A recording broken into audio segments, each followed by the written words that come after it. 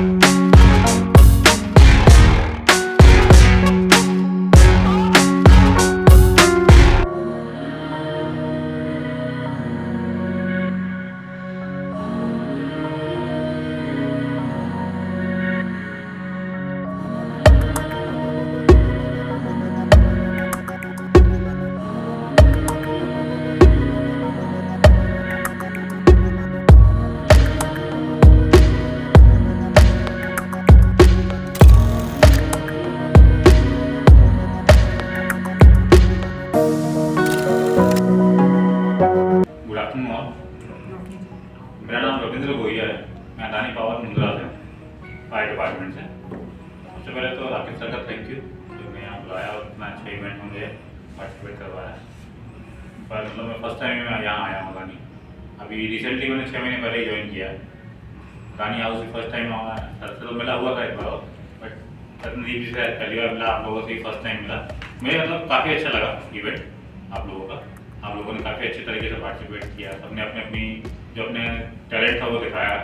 सबने अपना अपना जो अच्छा था बैट्स करने की कोशिश करी और सबने अच्छा किया भी। मुझे मौका दिया कि मैं टेबल टॉप एक्सरसाइज का जज के लिए thank you sir sir thank you. तो इसमें जितने भी इंटरडिसिप्लिनरी के पार्टिसिपेंट थे उनने जो भी काउंटर मेजर्स जो जजों के लिए दिया था उसमें सब बहुत अच्छा पार्टिसिपेट कर रहे थे। और बेसिक फायर का जो है रिस्पॉन्सिबिलिटी है और कैसे हैंडल करना है, क्या क्या प्रॉब्लम आती है वो कवर कर रहे थे पार्टिसिपेंट्स। कि मीडिया का है, कम्युनिकेशन का है, मेजर रोल कम्युनिकेशन का होता है। How to communicate at the time of emergency बहुत इंपॉर्टेंट रोल प्ले करता है कि आप एम्बिगुअस मैसेज ना पास करें। मैंने देखा है कि मैसेज एकदम क्लियर हो रहा था जो कि इमरजेंसी में बहुत ज़रूरी है और अननेसेसरी मैसेज भी नहीं आ रहे थे। रोल एंड रिस्पॉन्सिबिलिटी क्लियर थी। थोड़ा सा उसमें इम्प्रूवमेंट करने का है। आप तो आपकी इतनी प्रैक्टिस नहीं होती। जो भी जिनका ये रिस्पॉन्सिबिलिटी वो बाखूबी निभा रहे हैं, मगर आप लोग ये फर्स्ट टाइम रिस्पॉन्सिबिलिटी मिली और इसमें बहुत अच्छे से परफॉर्म किया आप लोगों ने। आप सब विनर हैं इस प्रोग्राम के लिए। अपार्ट फ्रॉम सब हमारी तरफ से विनर है, सबको अच्छे मार्क्स मिले हैं। और आप नेक्स्ट पार्टिसिपेट में और से और पार्टिसिपेट करिए क्योंकि इमरजेंसी सबके लिए बराबर ही होती है। रविंद्र और संदीप तो दूसरी समय आया है यहाँ पे। पहले हमने एक टेक्निकल फायर सेफ्टी कॉन्फ्रेंस की थी इंडस्ट्रियल, तो आते के साथ संदीप का पहला क्वेश्चन यही था सर इस बार वो इंडस्ट्रियल फायर सेफ्टी कॉन्फ्रेंस नहीं की आपने।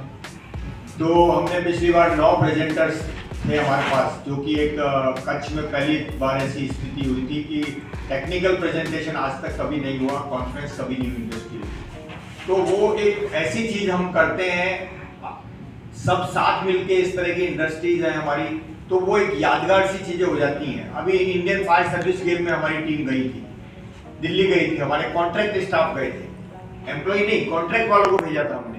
तो उसमें यही है कि एक टीम जो काम कर सकती है जितने अच्छे तरीके से, जैसे हम आपने देखा भी ये एक्चुअल फील्ड में भी ये लोग ऐसे ही काम करते हैं।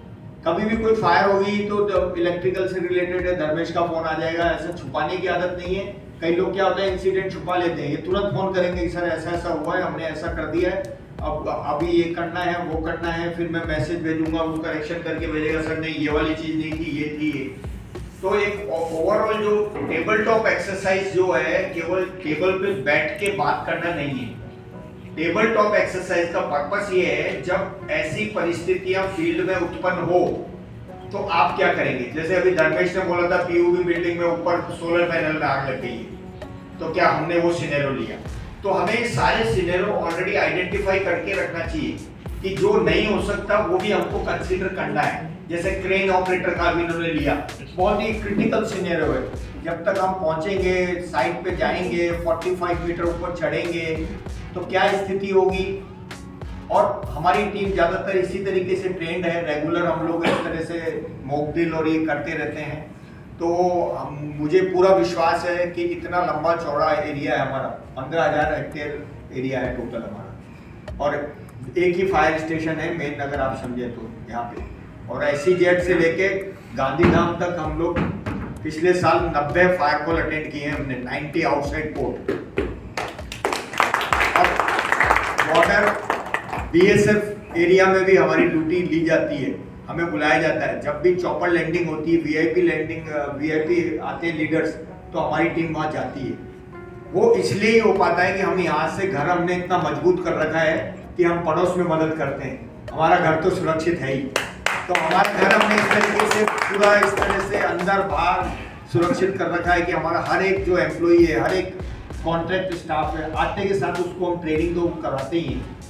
और आप कल तो नहीं आ पाएंगे, कल अल्टीमेट फायर फाइटर चैलेंज है जो कभी भी होता नहीं है इंडिया में कहीं भी, केवल APSEZ मुंद्रा में ही होता है। नॉन प्रोफेशनल फायर फाइटर का प्रोफेशनल फिटनेस इंटरनेशनल बेसिस पे सिमुलेटर्स बनाए हमने, जो USA और कनाडा इमरजेंसी फायर सर्विसेज और हमारे व्योमेश त्रिवेदी जो उसके विश्वकर्मा पीछे खड़ा है, डिजाइन देता हूँ उसको, ये बनाता जाता है पूरा ट्रेनिंग ग्राउंड। और ये भाग भाग के आता रहता है, बोले सर कुछ नया करना है क्या। मैंने कहा तेरा काम तो कर ले, बोले सर वो तो रोज एक ही काम होता है, आपके पास कुछ आने से नया आइडिया आता है, नया सीखने को मिलता है। तो ये कुल आप लोगों का सपोर्ट है कि जो इतना सब कुछ अच्छा हो रहा है, हम कर रहे हैं इतने सालों से। और thank you to Ratnadeep Trivedi, ये लगातार इस इवेंट के बैकग्राउंड में था। आप जो सामने फ्रंट में आ सके केवल इसकी वजह से, बैनर फोन कर करके बोलना, नॉमिनेशन मंगाना लोगों को, हाईएस्ट नॉमिनेशन इस बार आए और क्वालिटी नॉमिनेशन है, वॉल्यूम इंपॉर्टेंट नहीं है, क्वालिटी इंपॉर्टेंट है।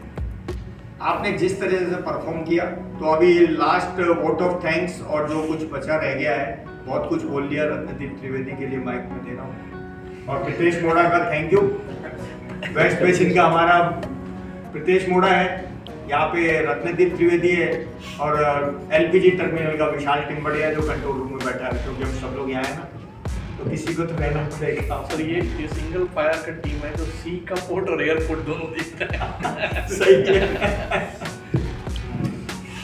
तो सबसे पहले तो रविंद्र जी और संदीप जी का बहुत बहुत शुक्रिया कि हमारे इनविटेशन पे आए और अपना कीमती समय यहाँ पे दिया। और जो हमारे दोस्त जो कि इतना अच्छी तरह से जिन्होंने पार्टिसिपेट किया, मुझे इतने कॉल करके भी क्या करना है, कैसे करना है, क्या हम आ सकते हैं, कोई बहुत इसमें ऑपरेशंस में बिजी था, तो फिर बाद में रात को फ़ोन करके, सुबह फ़ोन करके कि हमारा नॉमिनेशन रह गया, कि हम आ सकते हैं नहीं आ सकते।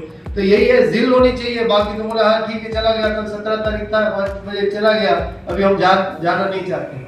लेकिन मुकेश भाई का फ़ोन आज सुबह आया, कल जय किशन जी का फ़ोन आया कि भाई हम दे सकते हैं, आ सकते हैं, 3 ही लोग हैं, क्या करेंगे, 3 ही लोग हैं, 3 ही लोग भी आ सकते हैं। तो यही आपकी अंदर से अगर इच्छा है तो आप कुछ भी कर सकते हैं, और आपकी यही ऐसे ही सहायता मिलती रहेगी।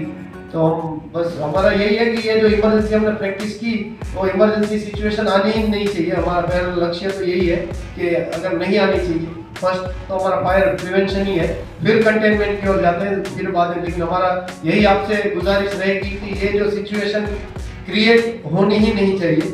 बाकी आप सबका शुक्रिया, मेरे साथ जो लड़के जेनिश वाला है जितने भी आप ये सारी चीजें जो देख रहे हैं, प्रीतेश भाई है, ये लड़का है, एक दूसरा लड़का था महावीर, तो ये सब की वजह से हुआ है। एडमिन टीम का मैं तहे दिल से शुक्रिया अदा करना चाहूँगा, आपके सबका खाने पीने का और ये सब ध्यान रखा गया। इधर टेबल बहुत कम थे तो टेबल डबल कर दिए गए, क्योंकि हमको आज ये अपना कोस्ट गार्ड का प्रोग्राम था, इसकी वजह से हमको ऑडिटोरियम नहीं मिल पाया, लेकिन फिर भी हमने ट्रेनिंग नहीं मिला तो अच्छा रहा, टेबल टॉप जैसा टेबल दिखा।